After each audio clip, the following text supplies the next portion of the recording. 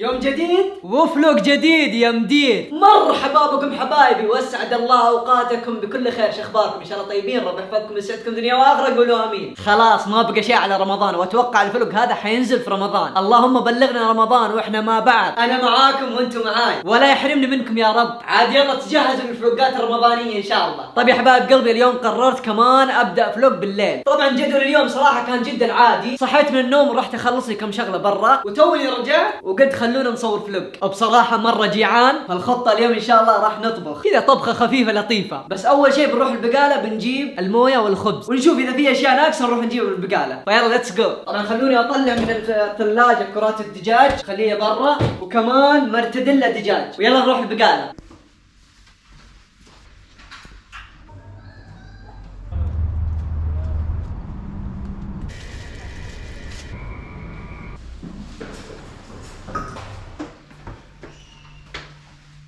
طيب يا حبايبي كذا يكون جبنا الخبز واللبن، نحط اللبن في الثلاجة عشان يبرد ونبدأ نطبخ. يلا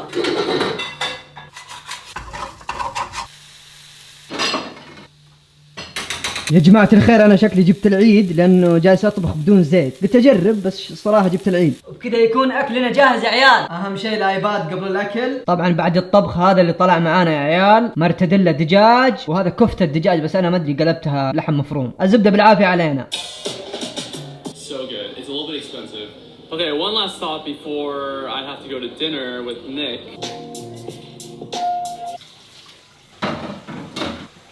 طيب يا حبايب قلبي كذا يكون تعشينا، اللهم لك الحمد. الحين بروح ارمي الزباله وانتم بكرامه وارجع لكم. طيب يا حبايب قلبي زي ما انتم عارفين دخلنا رمضان، فان شاء الله بكره الصباح عندي موعد كذا، بقابل الناس راسين لي دعوه في مطعم ونتكلم في اجتماع وزي كذا، يعني ما بتعرف عليهم يعني. وبعد ان شاء الله بنروح نقضي اغراض الشقه لرمضان. للامانه هذا اول مره في حياتي راح اقضي رمضان في الامارات، يعني انا ما قد جيت الامارات صراحه ولا قد قضيت رمضان في الامارات، فما ادري صراحه ايش جدولهم، ايش فعالياتهم، كيف الاجواء الرمضانيه عندهم. فان شاء الله كل هذه التفاصيل راح نصور لكم في فلوقات رمضانيه. اهم شيء انكم تسوون لايك واشتراك في القناه وتفعيل جرس التنبيه عشان اول ما ننزل فلوقات في رمضان يجيكم اشعار. واكتبوا لي تحت في الكومنتات ايش افضل الاوقات المناسبه لتنزيل الفيديوهات او الفلوقات في شهر رمضان. بصراحه مره متحمس، وبنفس الوقت بالنسبه لي تحدي انه راح اعيش رمضان خارج السعوديه، وما تعودت على اجواء رمضانيه الا في السعوديه للامانه. فهنا في دبي صراحه ماني عارف ايش حيصير، لانكم تعرفون انه مدينه دبي يعيشون فيه ناس من مختلف انحاء العالم، من امريكا، من كندا، من استراليا، من بريطانيا، من فرنسا، من باريس، من بنغلاديش، من الهند، من الصين، من اوروبا، من فلبين، من اندونيسيا، من ماليزيا، من افريقيا. فحرفيا الناس اللي يعيشون هنا من جميع بلدان العالم. انا صراحه ما احب اتكلم عن الديانات والامور هذه، فعشان كذا كل هالتفاصيل ان شاء الله حتشوفونها في فلوقات رمضانيه. الحين بروح انام ان شاء الله ونشوفكم الصباح. يلا تصبحون على خير. حط لايك على المقطع يا عسل. يا صباح الخير يا حبايب قلبي، كيف حالكم؟ طيبين ان شاء الله. المهم توني صحيت من النوم، ويلا خلونا نلحق الاجتماع اللي قلت لكم عليه. الحين بطلب كريم وان شاء الله نتوجه للمكان. يلا ليتس جو.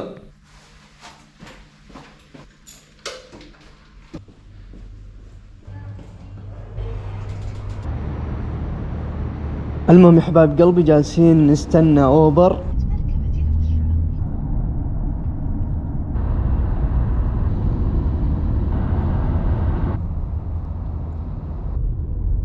طبعا يا جماعة الخير اليوم راح اجرب الاكل الياباني. المهم يا حبايب قلبي تونا خلصنا من الاجتماع، وصراحة ما صورت لكم داخل الاجتماع لانه مرة المكان كان مظلم، يعني اضاءات خفيفة عرفتوا. المهم خلصنا والحين رايحين للمترو، محطة المترو، وبعدها نرجع البيت ان شاء الله الشقة. حبايب قلبي لقيت هنا فرع ستاربكس، فشكلي بروح اتقهوى تقريبا 6 دقائق مشي، وبروح اتقهوى ان شاء الله اول شيء، بعدين نروح المترو نرجع الشقة نشوف ايش جدولنا. بصراحة اليوم الاجواء حلوة بس هوا يا جماعة الخير. شايفين فرع ستاربكس هذا اللي قدامكم؟ والله يا مرة زحمة. طبعا يا حبايب قلبي طلبت ايس امريكانو. المهم والحين بنشرب هالمشروب اللذيذ مع الحر.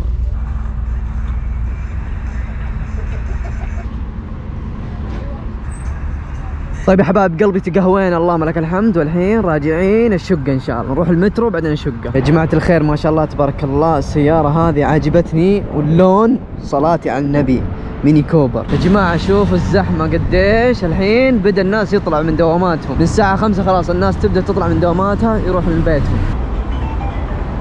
وصلنا محطة القطار يا عيال.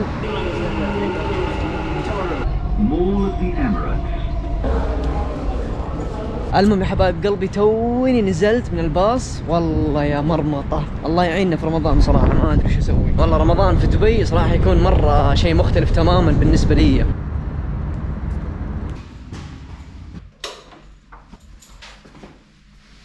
طيب يا حبايب قلبي كذا يكون وصلنا الشقة. بكل اختصار المطعم امس عزموني ورحت لهم واكلت اكلة يابانية وكورية يعني ميكس زي كذا، فهم اقترحوا لي فكرة انهم راح يصورون اعلان في الانستغرام، وقالوا بما انك انت من السعودية وزي كذا فاحنا حابين شخص كذا يتكلم عربي يكون معانا. فقلت لهم اوكي. يعني على العموم يا حبايب قلبي المفترض انه انا الحين اروح اجيب اغراض للشقة وحق الفطور وحق السحور وزي كذا، لكن اقسم بالله تبون الصدق مرة تعبان، فيمكن شويات كذا نروح او بكرة باذن الله نروح. وبس والله يا عسل ومبارك عليكم الشهر ويا مساء الخير يا حبايب قلبي. وهذا اول يوم رمضان، والله يتقبل منا ومنكم الصيام والقيام. طبعا ان شاء الله اليوم راح افطر برا لانه لسه ما جهزت اغراض للشقه وافطار في الشقه وزي كذا، فبنفطر برا ان شاء الله. فيلا ليتس جو.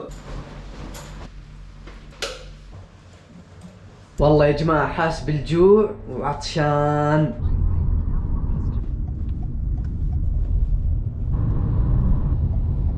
طبعا يا حبايب قلبي ان شاء الله متوجهين لجهة دبي مارينا عشان نفطر هناك ان شاء الله في مطعم يعني عزموني، فمطعم عربي وزي كذا اسطنبولي، فبنروح ان شاء الله ونفطر هناك في اول يوم رمضان.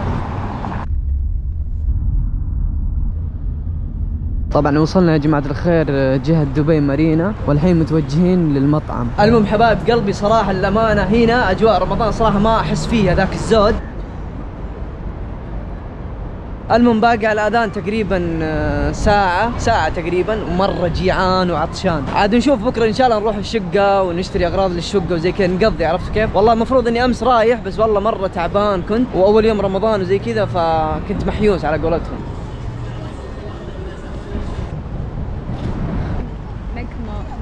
This is set menu for iftar menu. طبعا يا جماعة الخير المطعم عندهم عروض رمضانية، يعني مثلا إذا بتيجي تاخذ فطور ولا تفطر الشخص الواحد يعطيك جميع الأكلات مشكلة يعني من عندهم ب 150 درهم، يعني حلو صراحة بتغير جو مثلا في يوم واحد. طبعا يا جماعة الخير ما شاء الله تبارك الله زي ما انتم شايفين وصل سفرة رمضان، أول يوم رمضان في دبي للأمانة شيء مختلف. تعرفنا على هالجميل من الجزائر. كيف حالك؟ طيب إن شاء الله خير. إيش حاب تقول بمناسبة رمضان؟ والله رمضان كريم، تعيدوا بالصحة والهنا إن شاء الله. مبارك عليكم الشهر يا حبيبي، جماعة الله الخير. يسعدك. الحين نستنى بس يأذن ونفطر إن شاء الله.